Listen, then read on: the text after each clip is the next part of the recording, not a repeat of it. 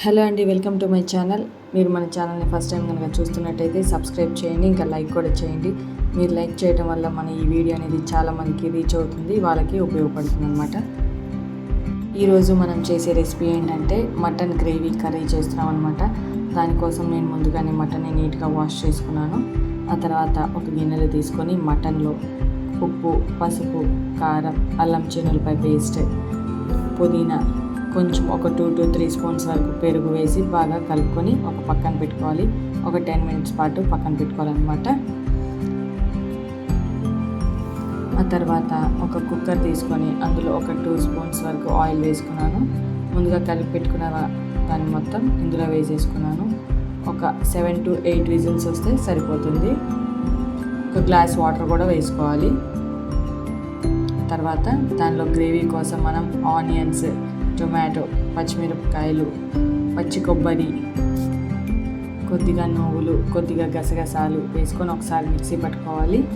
ఆ తర్వాత మా ఇంట్లో pumpkin seeds, water melon seeds అవన్నీ ఉన్నాయన్నమాట. అవి కూడా వేసుకున్నాను. వాటిని ఒకసారి మిక్సీ పట్టుకున్నాను.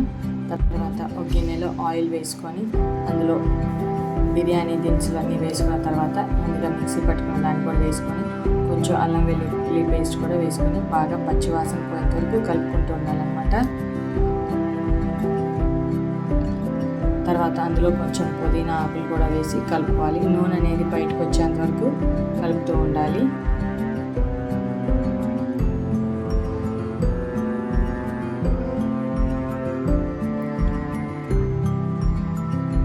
ఆ తర్వాత మనం ముందుగానే ఉడికించుకున్న మటన్ని కూడా ఇందులో యాడ్ చేసేసుకోవాలి. ఇందులో ఎక్కువసేపు ఉడకన అవసరం లేదనమాట. ఒక 10 మినిట్స్లో అయిపోతుంది. తర్వాత అందులో కొంచెం కారం, ఉప్పు వేసుకొని కలుపుకోవాలి.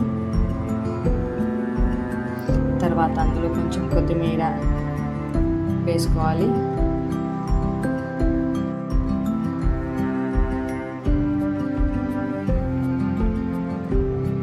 కొంచెం ధనియాల పొడి వేసుకొని ఒక 2 మినిట్స్ పాటు ఉంచి ఇంకా స్టవ్ ఆఫ్ చేసేసుకుంటే సరిపోతుంది.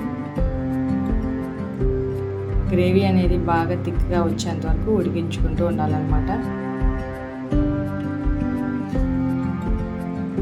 తర్వాత ఇంకా రైస్తో కానీ బిర్యానీతో కానీ సర్వ్ చేసుకుంటే టేస్ట్ అనేది ఎంతో బాగుంటుంది. ఒకసారి మీరు కూడా ట్రై చేసి లైక్ చేసి కామెంట్ చేయండి. మీకు ఈ వీడియో కనుక నచ్చినట్టయితే లైక్ చేయండి.